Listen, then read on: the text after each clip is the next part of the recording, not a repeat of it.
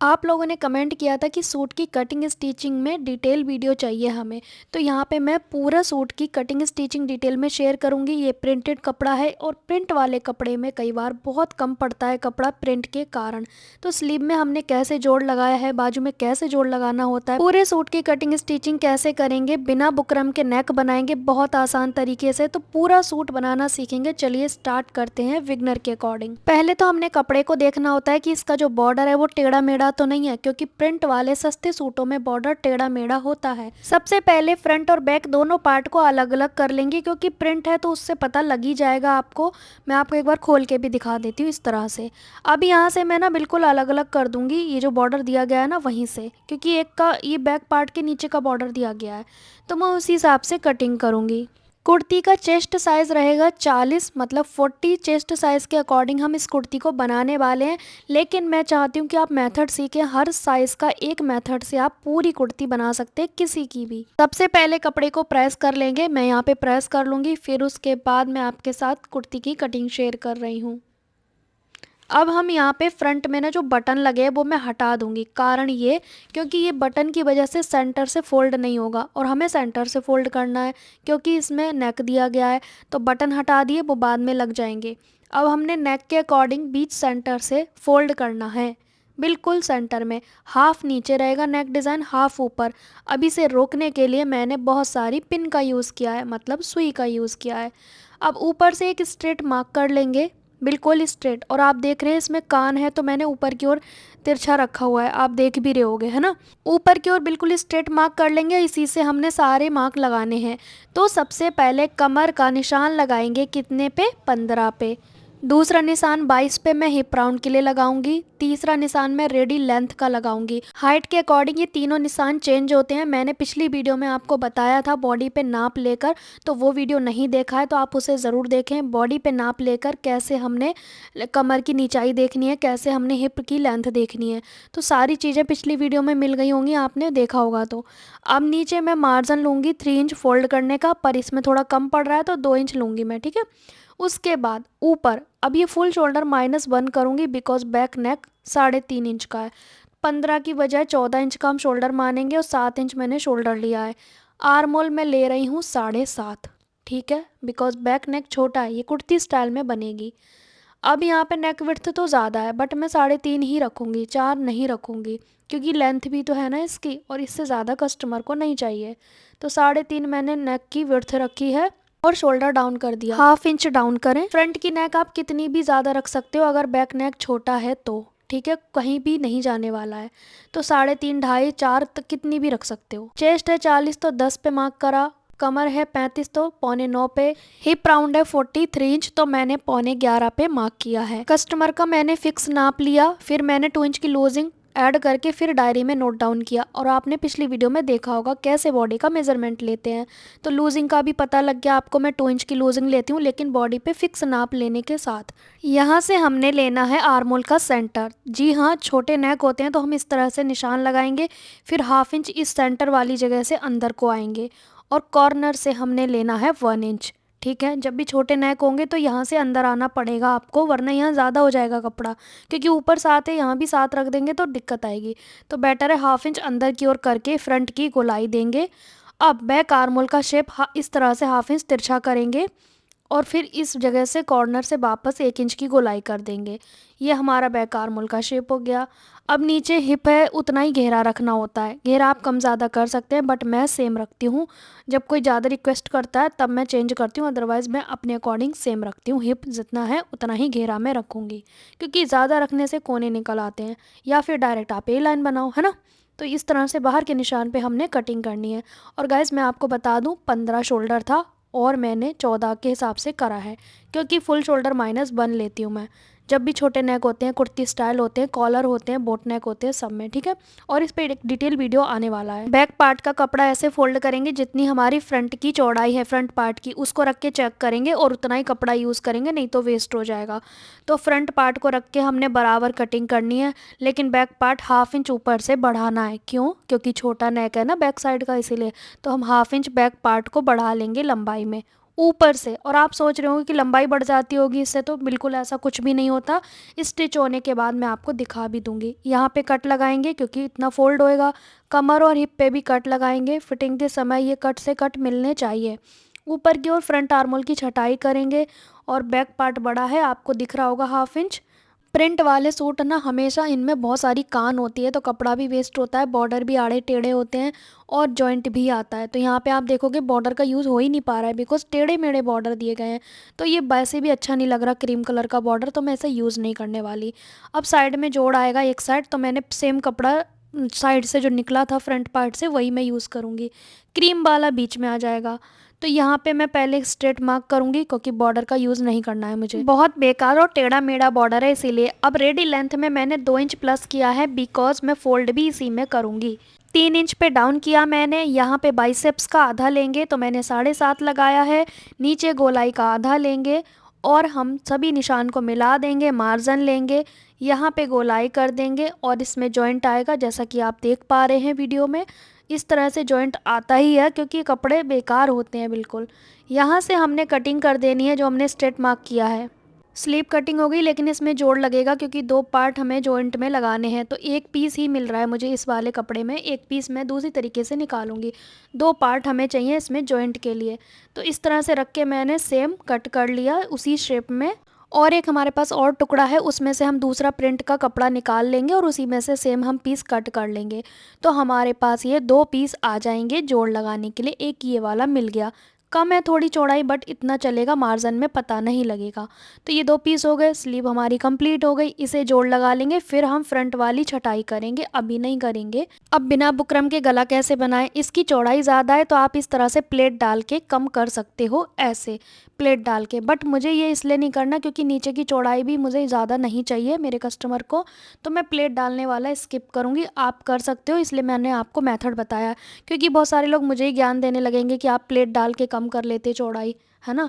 तो मैं यहाँ पे प्लेन रखूँगी। रेड रेड सा आपने देखा, मैं 3.5 इंच की विड्थ रखने वाली हूँ इस तरह से, ठीक है। तो ये मैंने शेप लगा दिया कि मुझे कितना नेक रखना है, क्योंकि प्लेट डालने से ऊपर तो कवर हो जाता है पर नीचे थोड़ी विड्थ रह जाती है, तो मैं उस तरह का नहीं बनाने वाली हूँ। अब मैंने छाप लिया, ये दोनों साइड इक्वल आ जाएगा कितना हमें शेप लेना है, इसी पे सिलाई आएगी एक्चुअली। निशान मैंने दोनों साइड छापे हैं ताकि नेक हमारे दोनों साइड का अच्छे से आए और शोल्डर पट्टी भी हमारी एक बराबर रहे दोनों साइड की। 10 बाई 10 इंच का हमने कपड़ा लिया। सूट के नीचे सीधी साइड पे कपड़ा रखा, ऊपर उल्टी साइड पे हमने सिलाई लगानी है। पिन हमने लगाए हैं ताकि रुक जाइए। अब आपको इसी शेप में सिलाई लगा देनी है और पूरी नेक की विड्थ रखनी है तो आप पूरी भी रख सकते हैं। अब मैं इसकी कर दूंगी कटिंग। जो एक्स्ट्रा फैब्रिक है, सिलाई ना कटे, ध्यान रहे, मार्जिन लेते हुए कट करें। पूरे नेक पे नोचिस लगाना है। अब इसे एक इस तरह से सिलाई लगानी है, मतलब पलट के।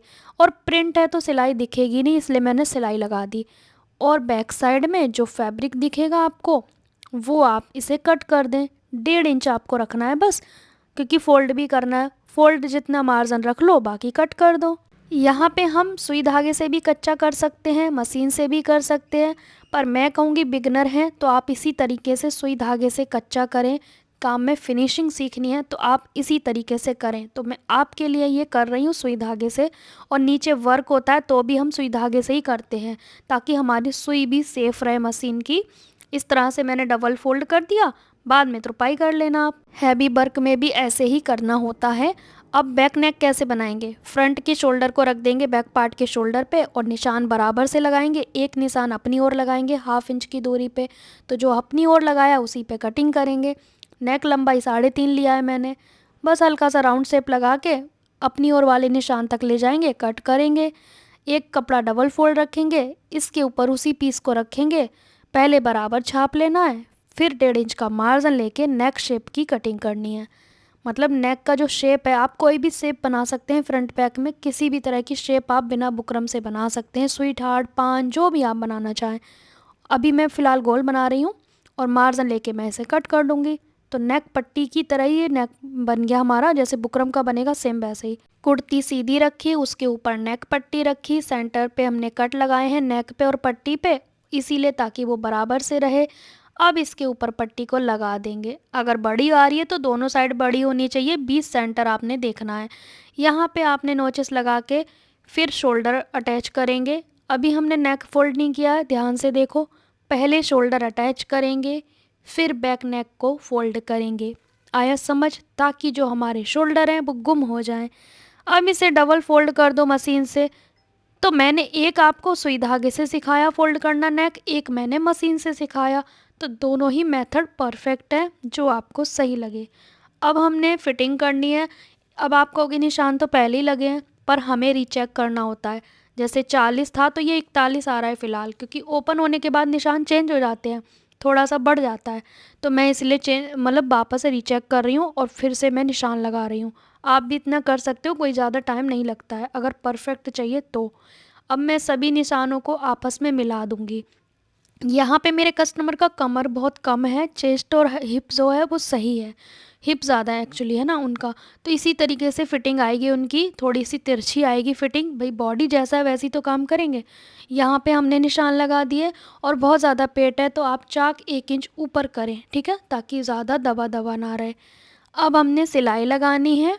थोड़ी दूरी पे एक दूसरी सिलाई लगाएं ताकि कस्टमर मोटे हो जाएं तो वो ढीला भी कर सकें। थोड़ी सी दूरी पे सेम मेथड से दूसरी साइड की भी फिटिंग कर लेंगे। अगर आपको ये वीडियो अच्छा लग रहा है तो लाइक तो कर दो भाई, इतनी देर हो गई आपको देखते हुए। तो आप वीडियो को लाइक, शेयर और चैनल को सब्सक्राइब ज़रूर करें। दोनों साइड फिटिंग हो गई। अब बारी आती है भाई चाक कैसे फोल्ड करें। तो बेहद आसान तरीका बताऊंगी ताकि आपके जो सूट के साइड के चाक है वो भागे ना इधर उधर। तो जो हमने कट लगाए थे ना कटिंग के समय, वहीं से फोल्ड किया। दूसरी साइड पे भी जो कट है वहीं से फोल्ड करके इस तरह से निशान लगा लो विगनर के अकॉर्डिंग। बस अब निशान को देखते जाओ, फोल्ड करते जाओ। निशान हमारा साइड में रहना चाहिए, ना ऊपर ना नीचे, बस उस पे फोकस करोगे तो फिनिशिंग अच्छी आएगी।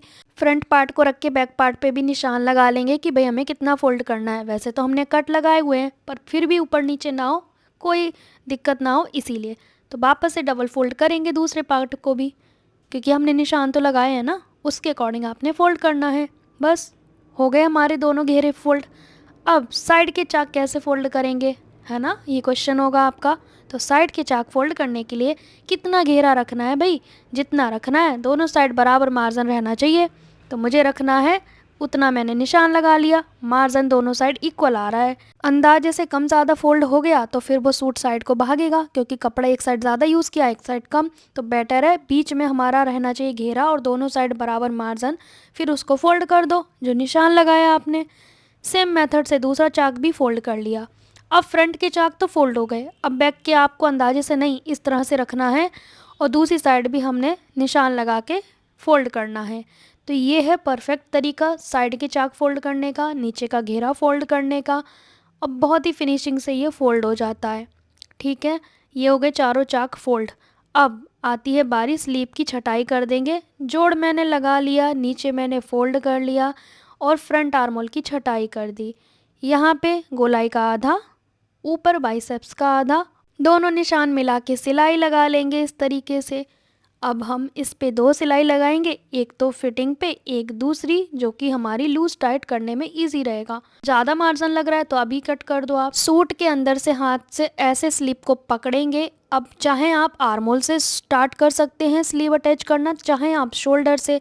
मैं शोल्डर से अटैच कर रही हूँ, दोनों तरीके से कर सकते हो, क्योंकि हमें सेंटर तो मिला नहीं है ना। ऊपर का भी सेम आना चाहिए सेंटर, नीचे का भी सेम आना चाहिए। स्लीव अटैच करने का तरीका मैं इसलिए शेयर कर रही हूँ क्योंकि आपको लगता होगा कि भाई आर्मोल बड़ा हो जाता है, स्लीव छोटा हो जाता है आपके साथ, पर ऐसा नहीं होता है। मैं आपके सामने अब स्लीव को अटैच कर रही हूँ। ये प्रिंट ज़्यादा है इसमें, इसलिए ठीक से दिख नहीं रहा है, बट ये मैं बहुत इजी तरीका भी पहले भी शेयर कर चुकी हूँ, तो वो वीडियो भी आप ज़रूर देखें। दोनों बाजू हमने अटैच कर ली, देख सकते हो आप। सेम मेथड से दोनों ही स्लीव हमने अटैच कर ली हैं सूट के साथ। अब इसका फाइनल लुक आप देख सकते हैं, कहीं से कुछ भी नहीं भागेगा अगर आप इस मेथड से सूट की कटिंग स्टिचिंग करेंगे।